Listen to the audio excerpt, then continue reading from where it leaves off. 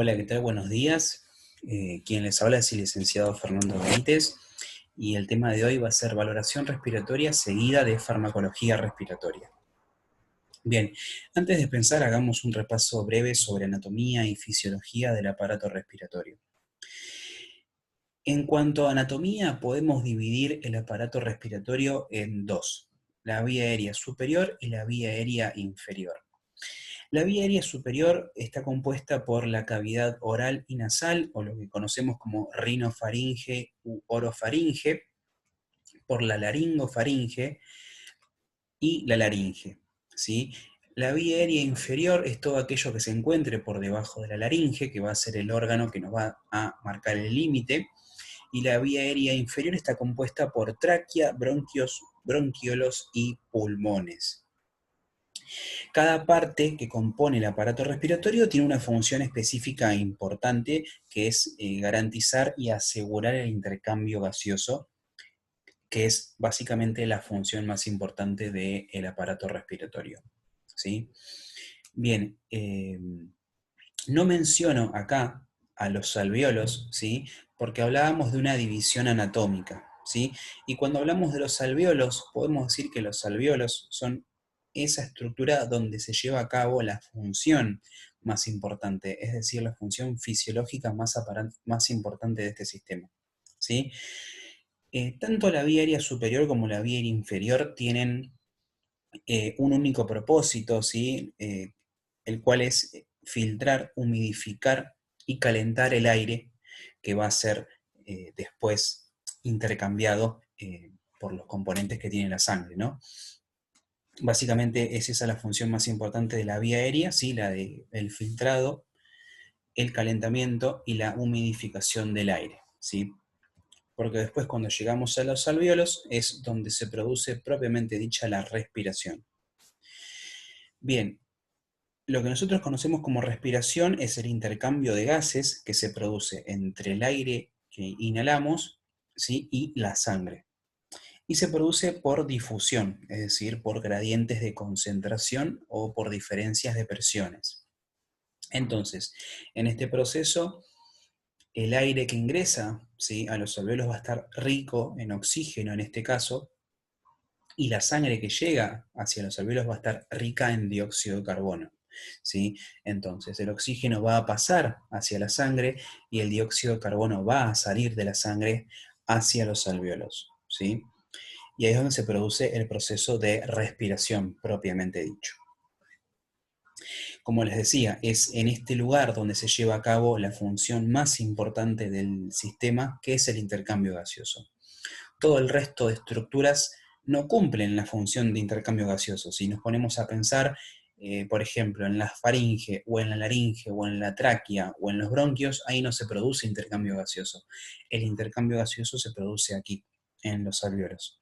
Por eso les decía recién que todas las estructuras anteriores, la única función que tenían era la de filtrado, la de calentamiento y humidificación del aire, que después va a ser intercambiado en esta porción, ¿sí? Es por eso también que los alvéolos están altamente vascularizados, es decir, llenos de vasos sanguíneos, porque es ahí, en este pequeño espacio, donde se produce el intercambio gaseoso, ¿sí? Y la unión entre los capilares venosos, ¿sí?, con los alvéolos es lo que se conoce como membrana respiratoria, que es ahí donde se produce dicho intercambio gaseoso. Bien, ahora sí, entrando en el examen físico-respiratorio, ¿sí? Para hablar de examen físico-respiratorio tenemos que tener en cuenta el examen físico en general y cada una de sus técnicas: la observación, la inspección, la palpación, la percusión y la auscultación, ¿sí? Bien, en cuanto a la observación, podemos decir que se puede observar eh, a simple vista que el tórax se puede dividir anatómicamente en cuatro caras: una cara anterior, que está por delante; una cara posterior, que está por detrás, y dos caras laterales, ¿sí? Y a su vez podemos seguir subdividiendo el tórax. Por ejemplo, si nos imaginamos una línea media, ¿sí?, que pasa por encima de lo que es el esternón, podríamos dividir al tórax en dos hemisferios: un hemisferio izquierdo y un hemisferio derecho, ¿sí?, lo que se conoce como hemitórax izquierdo y hemitórax derecho. tanto en su cara anterior como en su cara posterior, ¿sí? Asimismo, también podemos dividirlo, por ejemplo, en su cara lateral, ¿sí? Si nos imaginamos las líneas axilares, ahí tenemos, por ejemplo, la línea media axilar, ¿sí? La línea axilar anterior y la línea axilar posterior, ¿sí? Y así podemos seguir imaginando líneas, ¿sí? Y seguir subdividiendo el tórax en distintas regiones. Bien, ahora, cuando hablamos de inspección es una observación más meticulosa, ¿sí? En este caso, cuando hablamos de inspección, es importante tener en cuenta la simetría, que le diría que la simetría es lo más importante en cuanto a observación e inspección del tórax, ¿sí? ¿Qué es la simetría? Bueno, la simetría es ver que tanto el tamaño como la forma, ¿sí?, de un tórax sea igual que la otra, ¿sí? Por ejemplo, no podemos tener el tórax derecho más grande o más chico que el izquierdo, ¿sí? Esa diferencia hace que sean asimétricos, ¿sí? Y lo importante es que sean simétricos, es decir, que sean iguales o lo más parecidos posible en cuanto a forma y tamaño, ¿sí? Mediante la inspección también lo que se puede hacer es ver la presencia de masas, de nódulos, de cicatrices, algún cambio de color en la piel, alguna deformidad que puede ser congénita o adquirida, ¿sí? Y también es muy importante con la inspección es observar cómo es la respiración, porque después vamos a ver más adelante que hay distintos tipos de respiraciones. Y eso se logra mediante la inspección, ¿sí? Lo ideal sería que la inspección del tórax se realice con el paciente sentado. Esto muchas veces se ve imposibilitado por la condición del paciente, pero si pudiéramos lograr que se encuentre sentado sería lo ideal. Bien, a simple vista también lo que podemos ver son los tipos de tórax, por ejemplo, donde tenemos el tórax en tonel, ¿sí?, que es un tórax con perímetros grandes, ¿sí?, que se da mucho, por ejemplo, en los pacientes con EPOC, que llegan a esta condición debido al gran esfuerzo que deben hacer sus músculos respiratorios para producir justamente la respiración. Ese esfuerzo, que se prolonga durante muchos años, produce que el tórax se deforme de forma tal que llegan a adquirir esa forma como de tonel o barril, si uno se lo pudiera imaginar. Otro tipo de tórax que tenemos, y esto ya es algo congénito, es por ejemplo el pectus excavatum, ¿sí?, que es aquel tórax que presenta un hundimiento en la zona central, ¿sí?, anterior del tórax, donde tenemos el esternón, por ejemplo, y esta condición lo que hace es comprimir los órganos torácicos, tanto como los órganos mediastínicos, y puede llegar a causar hipoplasia del corazón. También podemos encontrar cifosis, ¿sí?, que es una curvatura anteroposterior de la espina dorsal, ¿sí? Podemos encontrar escoliosis, que es una deformidad también espinal, pero en este caso lateral, no anteroposterior como la anterior, ¿sí? Y podemos encontrar también el tórax en quilla, ¿sí?, que es el levantamiento de la cara anterior del tórax, ¿sí? El tórax en quilla sería lo opuesto al pectum excavatum, ¿sí?, si lo pudiéramos ver. Bien, hablábamos entonces de tipos de respiración, que esto es lo que se puede ver a simple vista en el paciente, ¿sí?, o quizás aplicando un poquito de palpación también. Podemos tener la eupnea, que es la respiración normal, normal en cuanto a frecuencia, en cuanto a profundidad, en cuanto a ritmo, ¿sí? Siempre que analicemos esto, pensemos en eso, la frecuencia, la intensidad o amplitud y el ritmo, para poder decir si es normal o anormal algo, ¿sí? Podemos tener disnea, que es una dificultad para respirar, ¿sí? Podemos tener apnea, que es el cese de la respiración, ¿sí? Por ejemplo, acá tenemos un gráfico donde tenemos una curva plana, ¿sí? Esta franja, digamos, este intervalo, se lo puede conocer como un intervalo de apnea, donde no tenemos respiración alguna. Podemos tener ortopnea, que es dificultad para respirar en alguna posición, generalmente acostado, ¿sí?, o posición de cúbito supino. Generalmente los pacientes que presentan ortopnea tienen que incorporarse de la cama y sentarse para poder respirar mejor. Podemos tener taquipnea, que es un aumento, ¿sí?, en la frecuencia de la respiración, como tenemos acá.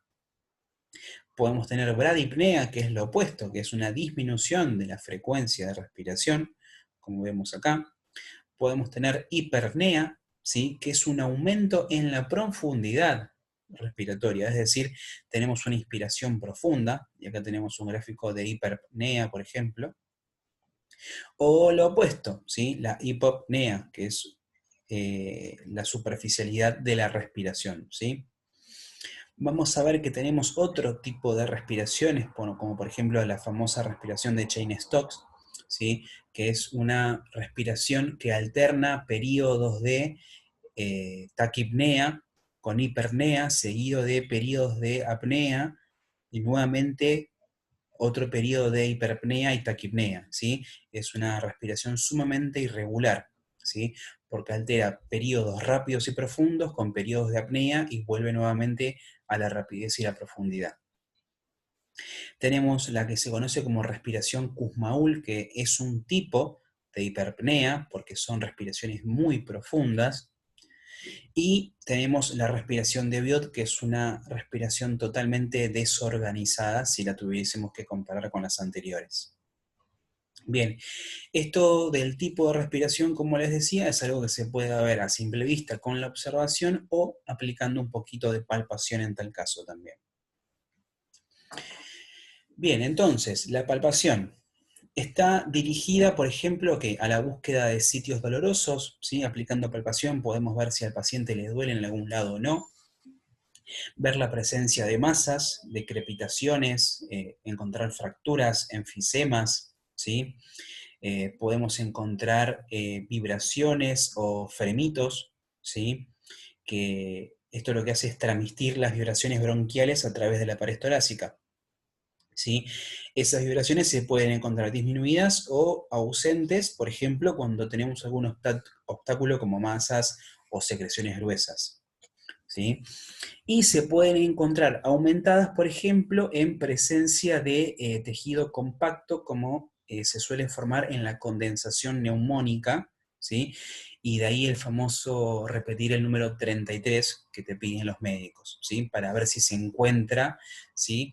Esas vibraciones aumentadas cuando uno dice esa palabra. Otra de las técnicas que se aplica es la de percusión, que bueno, ¿qué es la percusión? Es el acto de golpear, ¿sí? Sobre una superficie, en este caso el tórax, para evaluar estructuras subyacentes y el tejido pulmonar, ¿sí? ¿Cómo se hace entonces la percusión torácica? Bueno, es muy importante tener en cuenta que a la hora de realizarlo se debe ir comparando mismas áreas de ambos hemitórax, ¿sí? Es decir, si evaluamos, por ejemplo, los vértices pulmonares, hay que ir evaluando uno por uno, ¿sí? Nunca primero todo un lado y después del otro. ¿Por qué? Porque acá lo que uno busca es comparar. Entonces, si uno, por ejemplo, percute un área, va a evaluar el sonido que sale de esta área en comparación al sonido que sale de esta área. Cuando yo después percuta acá, voy a ver si el ruido que se obtiene es el mismo que el que obtenemos cuando percutimos acá, y así sucesivamente, ¿sí? Pero es muy importante tener en cuenta eso, que debe realizarse comparando áreas, ¿sí? Mismos puntos en distintos lados, ¿sí? Y que hay que tratar de evitar, ¿sí? Percutir sobre estructuras óseas, ¿sí? O en el caso de las mujeres sobre los senos, porque esas estructuras nos podrían alterar el sonido que se emite producto de la percusión, ¿sí? Entonces, lo que deberíamos hacer es pedirle al paciente que tome una inspiración profunda y que la sostenga antes de que realicemos nuestra percusión, ¿sí? Esto más que nada es para determinar, por ejemplo, el margen inferior, ¿sí? Del pulmón cuando está lleno de aire. Si nosotros le pedimos al paciente que inspire lo más profundo, podemos percutir el pulmón a ver hasta dónde se expande, por ejemplo. Y posteriormente le vamos a pedir que haga lo opuesto, ¿sí? Una exhalación máxima, ¿sí? De esta forma vamos a poder ver cuál es el límite mínimo y máximo de expansión de un pulmón ante una inspiración y una exhalación máxima o forzadas, ¿sí? Bien, entonces, la percusión ¿sí? Lo que va a hacer es originar un movimiento, porque es un golpe lo que estamos aplicando, en la pared torácica y órganos adyacentes, ¿sí? En los cuales podemos encontrar, por ejemplo, aire, líquido, estructuras sólidas, etcétera, etcétera, ¿sí? ¿Cuáles son entonces los sonidos normales y anormales en cuanto a la percusión? Bien, los ruidos normales podríamos decir que son un ruido claro, ¿sí? Sonoro y resonante.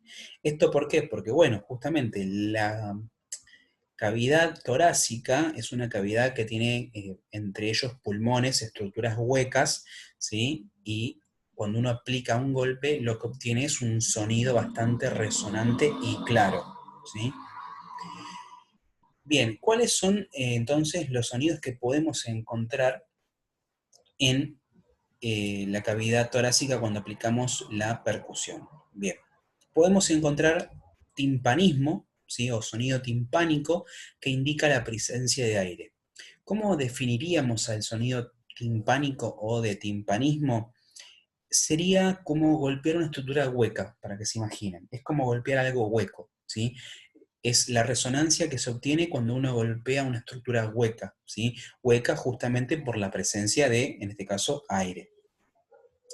El otro sonido que podemos encontrar es el sonido de matidez o sonido mate, que nos indica la presencia de líquido, ¿sí? Por ejemplo, cuando tenemos condensación por neumonía, o además el sonido mate o matidez lo que nos indica es la presencia de estructuras sólidas, ¿sí? Por ejemplo, si uno percute sobre el hígado, va a escuchar un sonido timpánico, porque el hígado es una estructura maciza, por así decirlo. Si uno, por ejemplo, percute sobre el estómago en ayunas o sobre los intestinos en ayunas, al no haber contenido sólido y ser una estructura relativamente hueca, lo que va a escuchar es timpanismo, ¿sí? Bueno, y así. Esos son los tipos de sonidos que podemos escuchar mediante la percusión en este caso. Bien, ahora la auscultación, ¿sí? La auscultación es el proceso de escuchar, ¿sí? Los sonidos que se pueden producir en el tórax o en cualquier otra parte del organismo, ¿sí? Y para lo cual utilizamos el estetoscopio. En este caso, de la valoración respiratoria y torácica, lo vamos a utilizar para identificar los sonidos pulmonares normales y los anormales. ¿Cómo es entonces la técnica de auscultación? Bien, hay que decirle al paciente, siempre y cuando sea posible y el paciente colabore, a que respire despacio y profundo con la boca abierta, ¿sí? La campana del estetoscopio debe estar sobre la piel.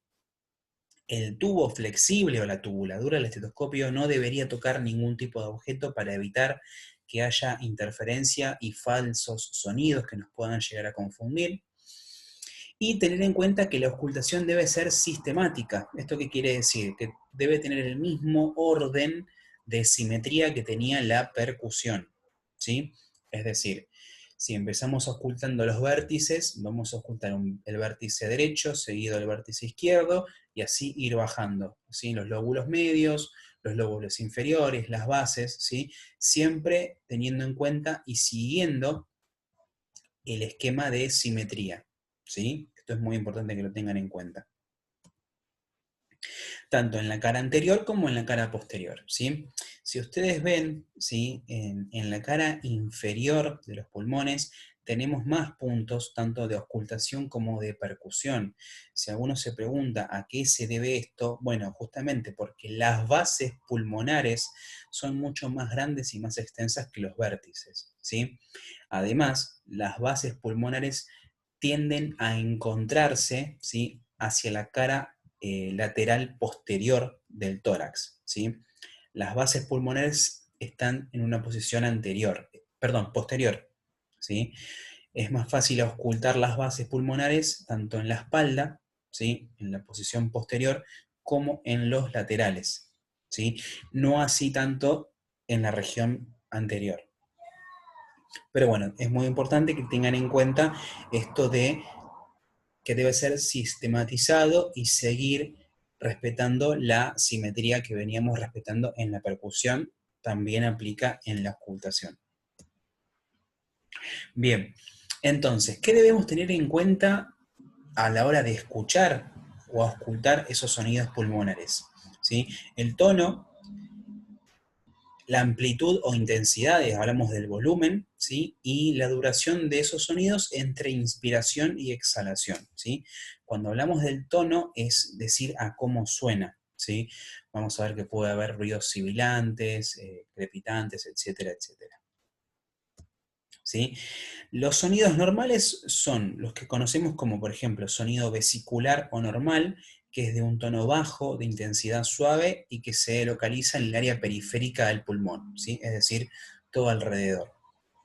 El sonido broncovesicular, que es un ruido de tono moderado, de intensidad moderada y que se puede encontrar alrededor de la parte superior del esternón, entre las escápulas, por ejemplo, ¿sí?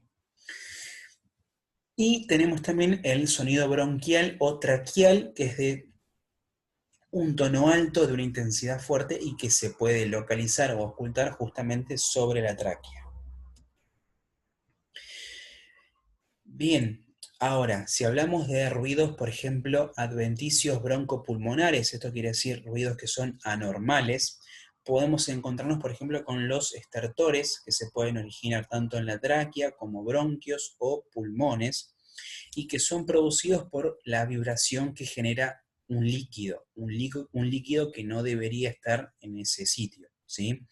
También puede ser producido por exudado, es decir, una supuración, por ejemplo, o por moco dentro del árbol respiratorio. El ejemplo más común que se suele aplicar para decir, a ver cómo reconocemos un estertor o un crepitante es frotar cabello en la campana o un estetoscopio y escuchar cómo suena eso, ¿sí? Los estertores crepitantes suenan muy parecido a eso, ¿sí? Al frote del cabello en una campana de estetoscopio, ¿sí? Entonces, estos crepitantes se pueden deber a líquido en los alvéolos, por ejemplo, ¿sí? Generalmente en el final de la inspiración, ¿sí? Aunque también pueden aparecer durante todo el proceso, ¿sí? Pero generalmente son en el final de la inspiración, ¿sí? Son como crujidos, ¿sí? Lo pueden escuchar así, producto digamos, del medio húmedo que le produce el líquido que genera este sonido, ¿sí? Bien, también podemos tener, por ejemplo, estertores secos, ¿sí? Que siguen siendo crepitantes, que se deben al paso del aire por canales estrechados, ¿sí? Ya sea por una tumefacción, un tumor, o por mucosidad viscosa, ¿sí? Que está adherida a las paredes bronquiales, y que se pueden llegar a confundir con algún silbido o algún ronquido muy profundo, ¿sí? Además de los crepitantes, ¿sí? Que recuerden que los crepitantes que nos indicaban la presencia de líquido, ¿sí? Vamos a tener, por ejemplo, sibilancias, ¿sí? ¿Qué son las sibilancias? Bueno, son un sonido, ¿sí? Muy similar a un silbido, de ahí el nombre sibilancia, y que es producido por un bronquio fino, ¿sí? Esto se da mucho, por ejemplo, en el broncoespasmo, al reducirse la luz, ¿sí? De la vía aérea se produce el sonido sibilante, ¿sí? Y el roncus, ¿sí? Que son como silbidos, pero mucho más grave, ¿sí? Y que se produce por la presencia, por ejemplo, de eh, presencia de secreciones o moco en los bronquios, ¿sí? O por bronquios estrechados, bien gruesos, que se produce, por ejemplo, en la bronquitis, ¿sí? Así que bueno, básicamente el roncus es, como su nombre lo indica, un ronquido que uno puede escuchar en presencia de mocos, por ejemplo, es muy común. Las sibilancias es como un silbido que uno puede escuchar, por ejemplo, en las crisis de broncoespasmo, que se produce por la estrechez de la luz bronquial, y los crepitantes o estertores, que es como un sonido similar al frote de un pelo, si uno lo pudiera escuchar en el estetoscopio, y que es producido por la presencia de agua, ¿sí? De líquido, generalmente en el espacio alveolar. Otro tipo de ruido que podemos tener son los frotes pleurales, ¿sí? Recuerden que los pulmones están contenidos dentro de la cavidad pleural, ¿sí? Que tenía dos caras, una cara parietal y una cara visceral, ¿sí?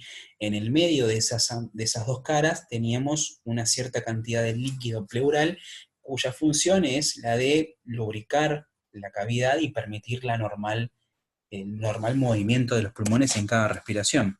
Ahora, cuando ese líquido se ve alterado o disminuido por alguna alteración o se ve dañado, eh, puede que haya un cierto roce que nos produzca el ruido de frote pleural, ¿sí? Que si uno lo pudiera escuchar es como un ruido justamente de un roce o de un frote producido por el exudado y las rugosidades que puede producir, por ejemplo, una inflamación de las pleuras, ¿sí? Y esto hace que se choquen entre cada ciclo de respiración. Se pueden llegar a percibir muy próximas al oído, es decir, sin necesidad de un estetoscopio, ¿sí? Y aumentan si se comprime el sitio de auscultación. No se van a modificar con la tos y suelen acompañarse de dolor, ¿sí? Además del ruido. Bien, tenemos otros medios de valorar, por ejemplo, la función respiratoria o el tórax, ¿sí? Como son, por ejemplo, la gasometría arterial, para ver los valores tanto de oxígeno como de dióxido de carbono, la espirometría, que es para ver los volúmenes respiratorios, ¿sí? Algo que hacemos muy habitual nosotros, la oximetría de pulso mediante un saturómetro. Podemos realizar cultivos de esputo. En cuanto a imágenes, tenemos desde una placa de tórax, una tomografía, una resonancia, una angiografía, ¿sí? Tenemos también broncoscopía, toracoscopía, toracocentesis, biopsia, ¿sí? Estos son otros tipos de estudios diagnósticos que nos permiten hacer una valoración de la función respiratoria, justamente, ¿sí? Bien, antes de seguir con farmacología respiratoria, vamos a ver un pequeño video, ¿sí? Sobre los ruidos respiratorios, como para que puedan escuchar, eh, para que puedan ver o escuchar cómo son, ¿sí? Si bien no suelen ser siempre así, son bastante aproximados. Así que bueno, arrancamos con los crepitantes, ¿sí? Y vamos avanzando.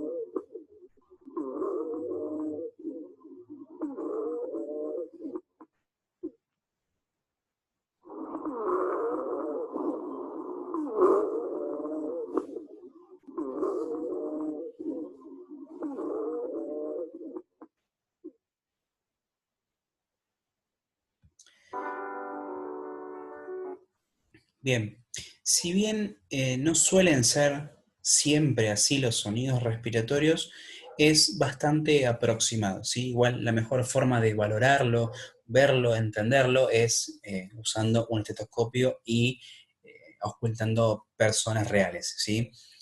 Ahí van a poder valorar realmente cómo son estos sonidos. Pero bueno, estos ejemplos son bastante aproximados.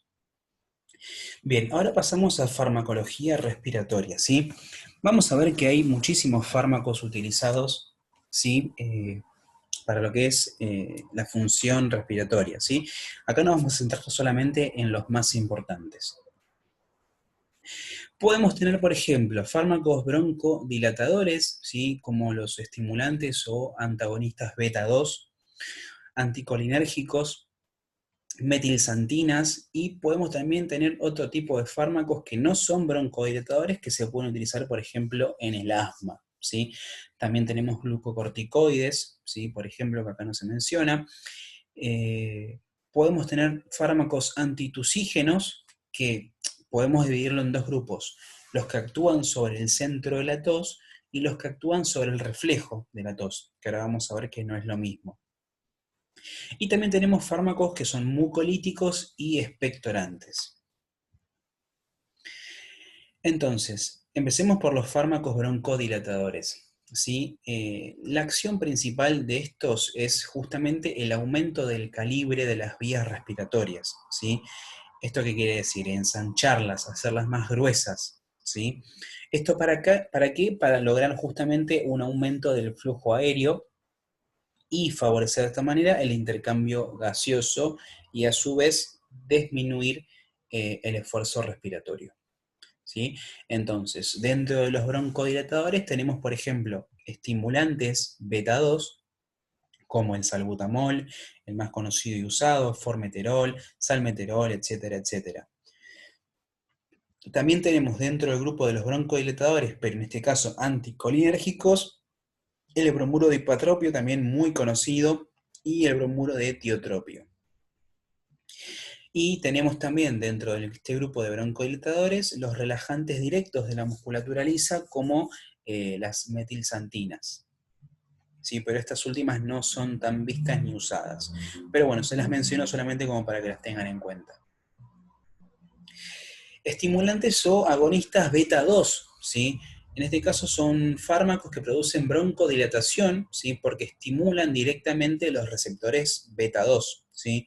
Que se encuentran localizados en la fibra lisa bronquial. Estamos hablando de músculo, ¿no es cierto? Músculo liso.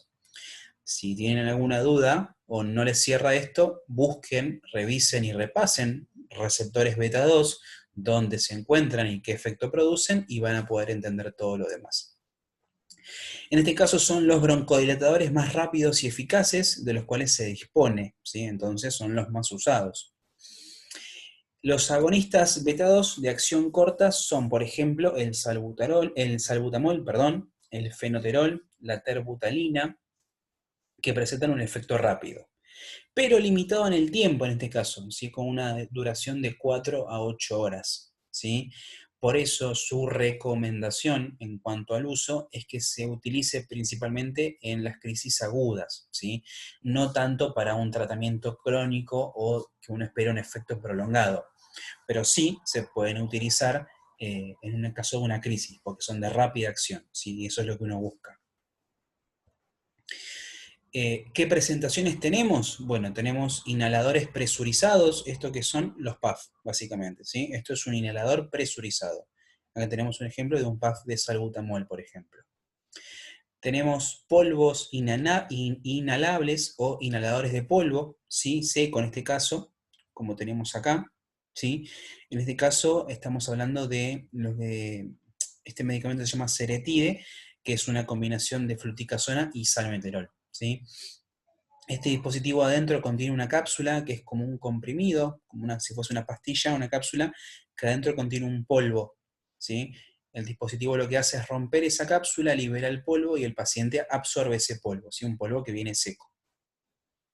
Y también la presentación en nebulizaciones, ¿sí? También muy conocidas. El otro grupo de broncodilatadores que habíamos visto son los anticolinérgicos, que la función de estos es bloquear, ¿sí?, de forma competitiva los receptores muscarínicos de la acetilcolina, también a nivel de la fibra lisa, ¿sí?, del músculo liso pulmonar. Y de esta manera producen broncodilatación, ¿sí? Si también esto les suena confuso, no lo vamos a aplicar acá, vayan a repasar receptores muscarínicos, acetilcolina, ¿sí? ¿Qué pasa cuando se estimula o inhiben? Y bueno, van a entender por qué el efecto entonces. Entonces, la eficacia de los anticolinérgicos va a depender, ¿sí?, del grado de participación del reflejo colinérgico en el broncoespasmo, ¿sí? Por eso vamos a ver que hay ciertas medicaciones que se utilizan en una patología y ciertas medicaciones que se utilizan en otra, ¿sí? Porque vamos a ver, ¿sí?, que los receptores muscarínicos de acetilcolina están más desarrollados en ciertas condiciones patológicas que en otras. Bien, se administran principalmente por vía inhalatoria, ¿sí? Y dentro de los anticolinérgicos más comunes encontramos al bromuro de ipratropio, ¿sí?, y al bromuro de tiotropio. La acción broncodilatadora de estos inicia entre el primer y tercer minuto después de la administración, pero su acción total no se alcanza hasta los 20 o 30 minutos recién, y el efecto máximo entre 1,5 y 2 horas. Y la duración de ese efecto es de entre 6 y 8 horas para el hipratropio y más prolongada para el tiotropio, pudiéndose prolongar hasta 24 horas, ¿sí? Con lo cual se podría dar una sola aplicación una vez al día, ¿sí? Por eso vamos a ver que los anticolinérgicos no son tan utilizados en las crisis, por ejemplo, como sí lo son los estimulantes beta 2, como el salbutamol, ¿sí? Acá tenemos dos ejemplos, ¿sí? Uno de bromuro de ipratropio, ¿sí?, el Atrovent, y acá tenemos, por ejemplo, el tiotropio, ¿sí?, el Spiriva, ¿sí? Son medicaciones que uno las va a ver muy habitualmente. Después tenemos otro grupo, ¿sí?, muy grande, que son los glucocorticoides, ¿sí? Y acá yo les puse algunos ejemplos, ¿sí?, como el budesonide, ¿sí?, que lo pueden encontrar en presentación de PAF, en presentación también de gotas para nebulización, la fluticasona también, siempre en presentación de PAF, e inclusive la hidrocortisona en una presentación de polvo liofilizado en ampolla para administración endovenosa, ¿sí? ¿Por qué les muestro así estas imágenes? Porque, bueno, los glucocorticoides se pueden administrar de distintas formas, ¿sí? Ya sea por la vía aérea, ¿sí?, por vía inhalatoria, por vía endovenosa, por vía intramuscular, ¿sí?, distintas vías. Acá tenemos un gráfico, ¿sí?, del efecto que producen los glucocorticoides, ¿sí? Básicamente el efecto de los glucocorticoides, ¿sí?, lo que uno busca es el efecto antiinflamatorio que producen, ¿sí? Esto es lo más importante que buscamos en esta medicación, ¿sí? Vamos a ver que hay ciertos pacientes que se medican, por ejemplo, con fluticasona o con budesonide, o ustedes mismos quizás en algún día, en alguna emergencia, tengan que administrar hidrocortisona a algún paciente que está con broncoespasmo. Entonces se preguntarán, ¿cuándo utilizar, por ejemplo, un salbutamol o cuándo utilizar un Atrovent, ¿sí?, un bromuro de ipratropio, y cuándo utilizar un glucocorticoide? Bueno, eso va a depender de la condición, de la patología de base que tenga el paciente y de lo que esté surgiendo en el momento, ¿sí? Ya vimos, por ejemplo, que es muy importante tener en cuenta del salbutamol y de todos los beta 2 su rápida acción, pero corto efecto en el tiempo, ¿sí? Y sin embargo, los anticolinérgicos tardan un poquito más en hacer efecto, pero su efecto es un poquito más prolongado, ¿sí? Ahora bien, los glucocorticoides, el efecto que producen, ¿sí?, es efecto antiinflamatorio. Y es esto lo que vamos a buscar, porque hay ciertas patologías, que las van a ver más adelante, ¿sí?, que el broncoespasmo lo producen, ¿sí?, producto de una gran inflamación en las vías respiratorias. Entonces, en esos casos, en esos pacientes con esas patologías, uno lo que va a elegir es administrar un glucocorticoide justamente por el efecto antiinflamatorio. Bien, también tenemos fármacos antitusígenos, ¿sí? Pero bueno, tengamos en cuenta lo siguiente.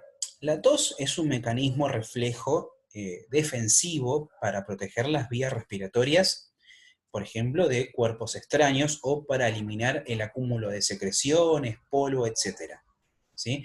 Entonces, es algo que a nosotros nos está defendiendo, por así decirlo, la tos. Entonces, en este caso es muy importante distinguir la tos productiva, ¿sí? Que es aquella tos que está destinada justamente a expulsar las secreciones, el polvo y los cuerpos extraños, de la tos no productiva. ¿Sí? Esta tos no productiva es una tos de carácter irritativo, ¿sí? Y es esta tos, la tos no productiva, la que debe tratarse con los fármacos antitusígenos, ¿sí? También hay que tener en cuenta, ¿sí?, la utilización de antitusígenos cuando se vea, por ejemplo, modificado el descanso de la persona, ¿sí? Si una persona, por ejemplo, tiene ataques de tos por la noche, consideremos su descanso y ahí podremos considerar la administración de un antitusígeno, ¿sí? Entonces, tenemos distintos tipos de antitusígenos, como habíamos visto al principio, de acción central y de acción periférica, por ejemplo. De acción central, ¿qué quiere decir? Que actúan directamente sobre el centro regulador de la tos, ¿sí? Y ahí podemos clasificarlos dentro de otros grupos. Por ejemplo, en los grupos de narcóticos encontramos a la codeína, la morfina, la metadona, etc.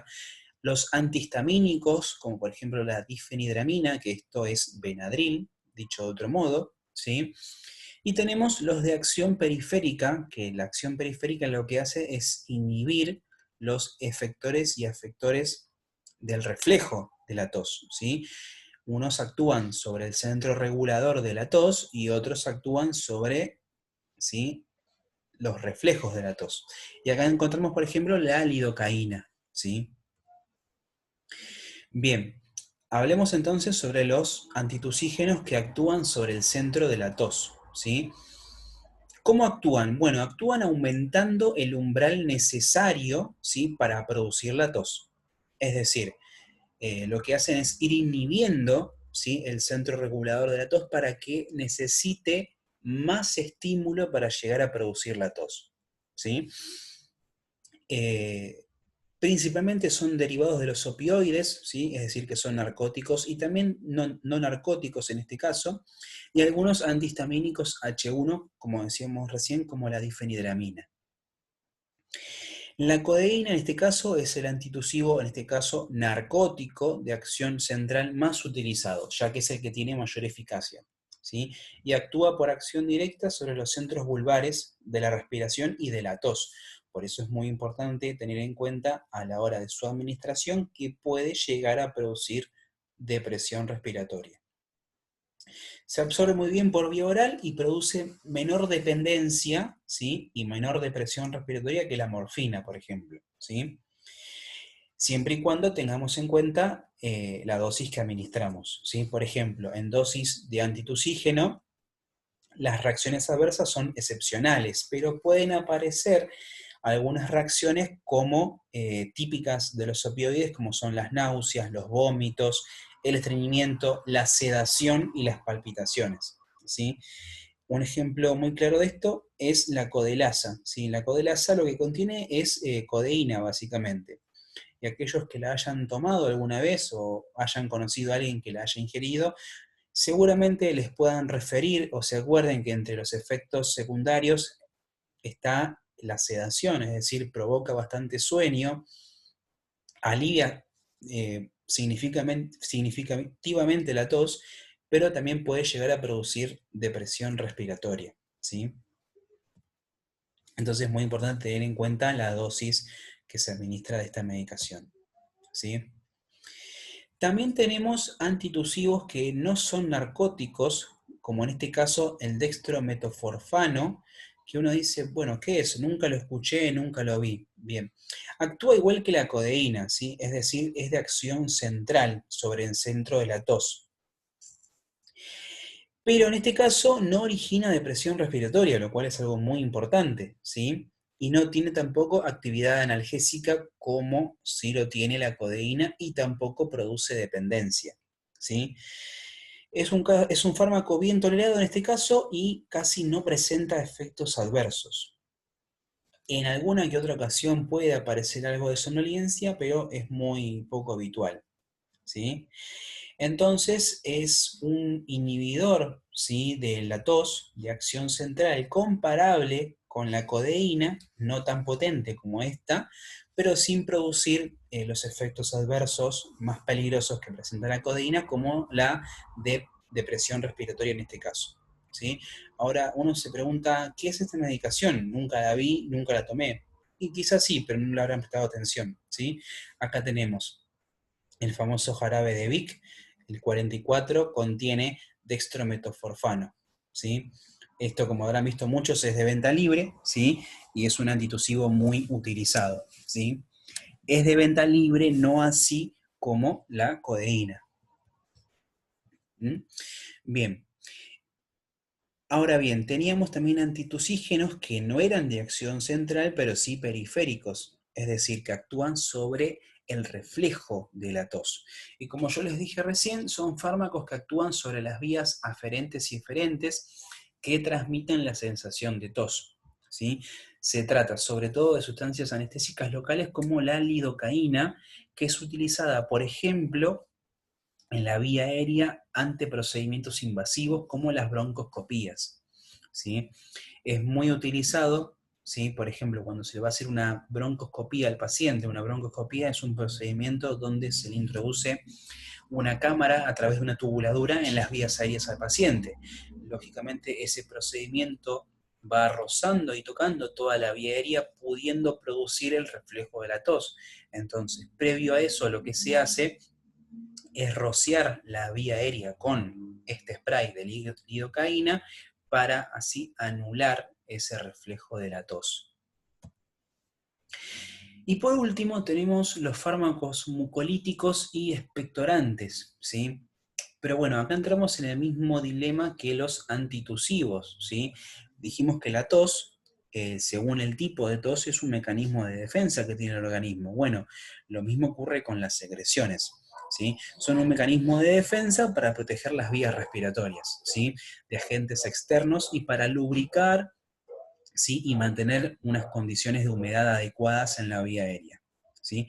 Pero, como dijimos recién, al igual que la tos, cuando es una tos no productiva y que es más molesta que otra cosa, también podemos tener secreciones que son muy excesivas o que no pueden eliminarse adecuadamente, generando así más complicaciones. En ese caso, se puede considerar la administración de un mucolítico o expectorante, ¿sí? Y ahí tenemos distintos tipos, ¿sí?, de mucolíticos y expectorantes. Muchos están realmente discutidos sobre sus beneficios y muchos quizás tampoco los hayan escuchado. Acá solamente les voy a mencionar el más utilizado y visto de todos ellos, que están dentro del grupo de los azufrados, ¿sí? Estamos hablando de la N-acetilcisteína, ¿sí? También lo pueden haber visto como Acemuc o Curamuc, ¿sí?, que es esta que tenemos acá, que son unos comprimidos, pastillas efervescentes, que se toman vía oral y lo que hacen es reducir la cantidad de secreciones que se pueden producir en la vía aérea. Bueno, eso es todo. Espero que hayan entendido, que les haya gustado. Si tienen alguna duda, no duden en consultar a su tutor. Así que bueno, les dejo un saludo muy grande y que sigan bien.